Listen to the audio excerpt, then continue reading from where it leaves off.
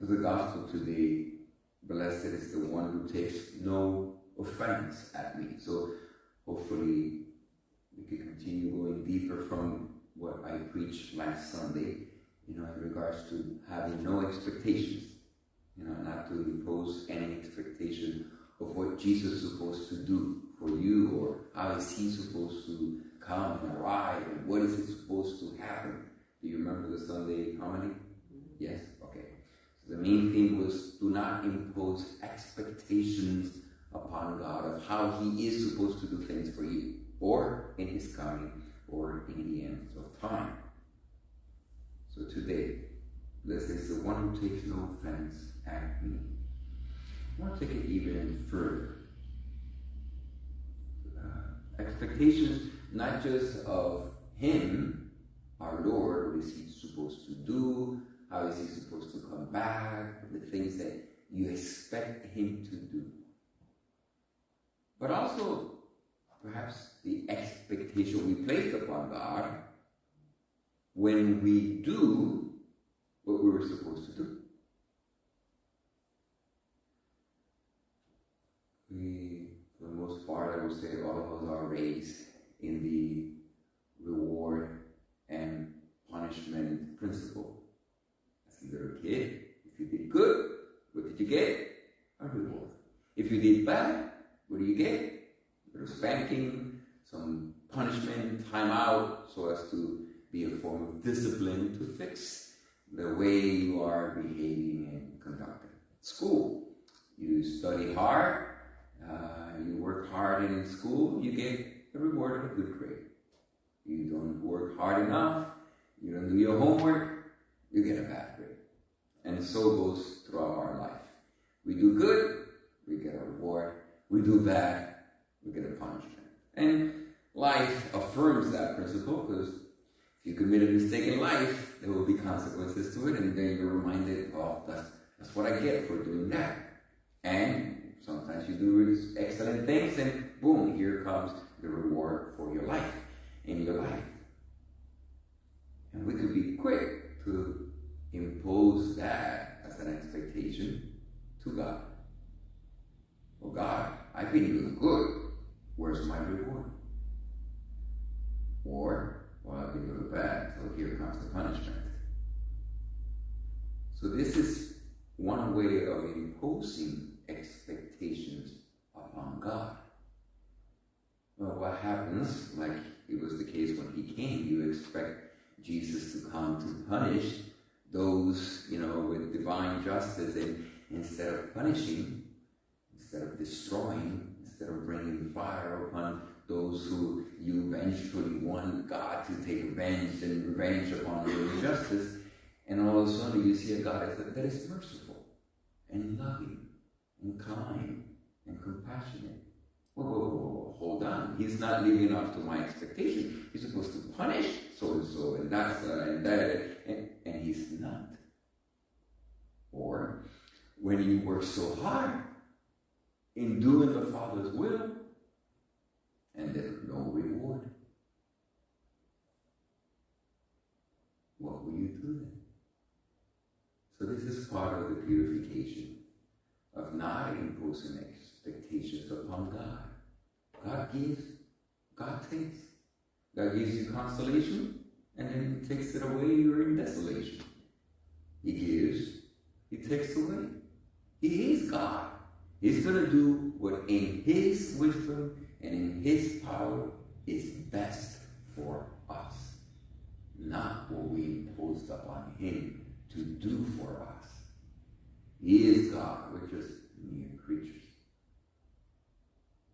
So, as I bring this in my own personal life, so finally I survived, or we survived, a whole series of events. The past 2 weeks, we had novenas, the Christmas stroll, we had the celebration of the Immaculate Conception, the celebration of San Juan Diego, the parish festival in honor of Our Lady of Guadalupe, the parades, the music, the mariachi, the dance, the Aztecs dancers, the food, and then the next day the mañanitas, and then the nochecitas, and finally, and by the way, in my case, in between mañanitas and nochecita, I had a meeting with the bishop.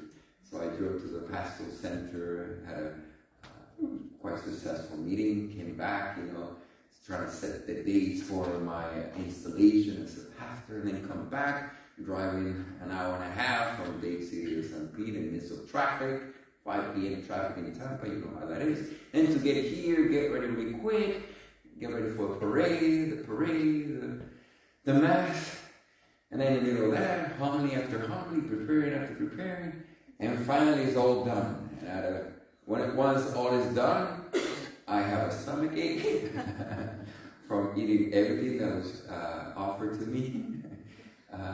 Going to bed, waking up 3 times during the night, with stomach problems. I'm not going to go into details, you can imagine. And sleeping interrupted, which is the worst. When you sleep and you wake up every 3 hours and you don't get to really sleep, it's the worst. But total, when I put the total hours in between the interrupted times and events in the bathroom or whatever the case was, I counted, I slept a total of 14 hours. And then, that was yesterday, after 14 hours, still my body's not fully recuperated, my spirit, I try to do some prayer, I forget it, I was so tired, I just went back to bed. So it's okay, we'll take it as a self-care day. Did minimal work in the office, I did show up just to make sure, I'm out of here, my brain's not even able to think. So I did a movie night, I went out to eat, just self-care. Then I got home, I don't want to think, let me watch TV. But then you go to bed, and the next day, which in my case was today, I wake up, and then you feel drunk from sloth. You feel drunk from not doing anything really. You feel like, and then I overate, because self-care, it's time to eat, and I was hungry. Plus, after the event with my stomach, I was really hungry. So, after being drunk of this sloth and gluttony, you wake up the next day feeling like, and then you didn't feel like you did anything. So didn't do anything to be proud of except sleep and eat and watch TV. And then this feeling of, and then I look back, and that's my reward for all the hard work for the past 2 weeks. Man, that's pretty, all that work for this. Not to put expectations upon God. The movie that I watched yesterday, The Termination, about Jesse, the black aviator of the Navy, and basically a true story. There was a scene in the movie where one of the characters successfully accomplished a mission. They were supposed to go somewhere, bomb a bridge, do something, and the mission was accomplished. Everybody returned. No one got killed. No casualties. Just mission accomplished. And hey, great job, guys. And then the superior of this character, great job, guys. Congratulations. And then they all go out probably to celebrate, And then the superior calls the one who accomplished the mission, come over here. And he asks him, how do you feel? I feel pretty good. Well, how do you feel now? And then the sense that he was trying to make him aware, which in the movie, I think it captures that moment where it says, if you were just trying to tell him, do you hear the trumpet blast, the parades, the congratulations speeches, the awards? Do you hear any of that? You accomplished your mission, but where's the big celebration now? And then he asked him, how many wars have there been to human history? Or in how many heroes who've fought great fights? And how many of them are forgotten? How many of them we don't even know what they did? And there will be more wars where great missions are accomplished and great heroes that no one will even hear about. And what do we put as expectations upon God? I work hard, if I accomplish the mission of my life, I expect a reward. What if this reward we're expecting and imposing upon God is not the reward you expect to have? Maybe something different. When I pray and I enter into this contemplative mode of prayer, there's one phrase that I breathe, that literally, that's when you don't want to think of anything, but just focus on a word or phrase and you repeat it, and when your mind starts drifting away, you go back to that word or that phrase and just focus on the breathing as to just be in the here and now, the present moment. Not going towards the future expecting a reward, not going to the past being overcritical of what you did and how you could have done it better, but just staying in the here and now. The phrase that I use is, I inhale and I say in the inhale, I am. I am. And then I exhale and I empty myself. And then I say to myself, nothing. And when I'm in that last breath, where there's nothing left to give, because I am nothing but an empty vessel, desperate for the next breath, I say, all yours. And when I die in that breath, empty my total self into the I am, nothing but all yours. I then inhale again. I am. I am. I exist. I'm alive. I'm here. I am now. Just the fact that I'm alive is a gift in of itself.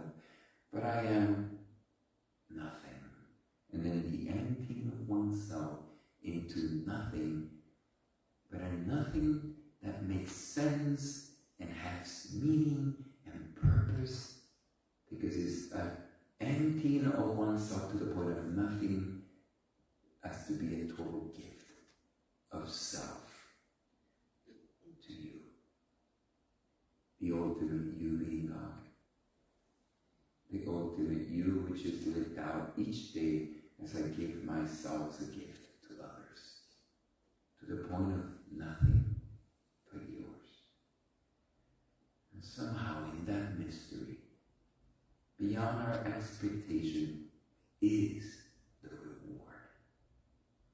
The fact that I am nothing but all yours is the reward in of itself. That I am, that I exist. I could not exist. And for that I must be grateful and continue to be aware and conscious that my life, my existence, is the fruit of one who loves me into existence. I am.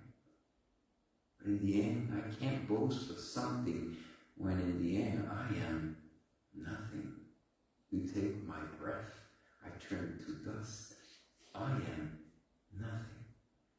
But if that which I am is lived out in my days as a gift of total self, a total self-gift of love to an other, to the point that I am nothing but all yours. In being a gift of love, there is the reward in of itself. That you are, and you are meant to be a gift of love to someone else.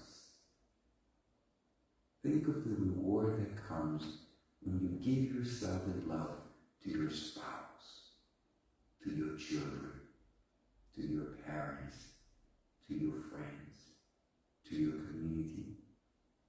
When you give yourself as a gift of love to the hungry, the thirsty, the stranger, the imprisoned, the naked, the afraid, the blind, the lame. And when you do so and you begin to see in the spirit of the gospel, go and tell John, the one who has expectation, go tell yourself with your own expectations placed upon God of rewards that you shall receive because you did good.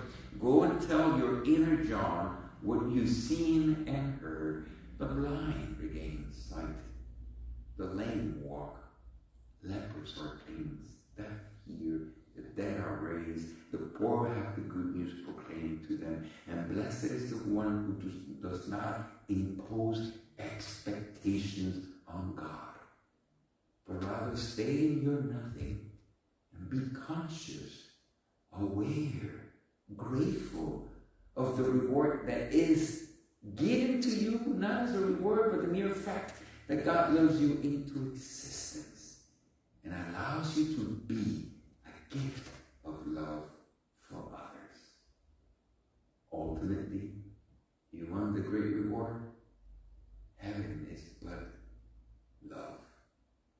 You completely giving yourself to divine love, and divine love giving itself completely to you. And that we can begin to taste here and now. I am nothing but all yours. And in the dying, we live. In the emptying of myself to help others see, walk, be healed, and know themselves as loved, it is there, the ultimate reward.